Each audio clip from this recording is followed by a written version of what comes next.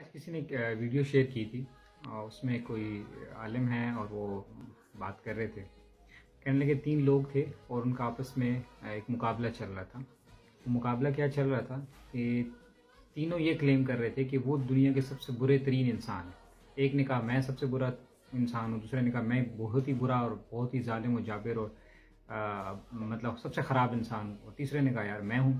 تو اب تینوں میں مقابلہ چل رہا تھا، اتنے میں پہلا شخص اٹھا اور اس نے دیکھا کہ وہاں پہ ایک بہت بوڑھی سی عورت ہے اور وہ چل پھر بھی نہیں سکتی اور بہت ہی کمزور بیچاری۔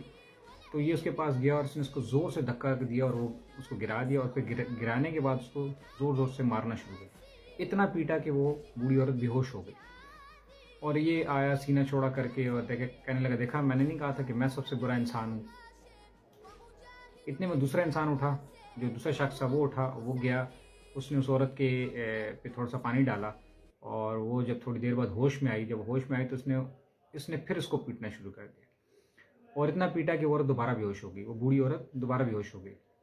اب یہ آیا بڑا سینہ چوڑا کر کے اور کہہ کے لگا تو اور کہنے لگا کہ دیکھو میں نے نہیں کہا تھا کہ میں سب سے زیادہ برا انسان ہوں۔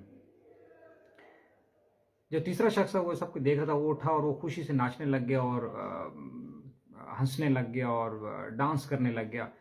اس نے کہا ثابت ہوا کہ میں سب سے زیادہ برا انسان ہوں۔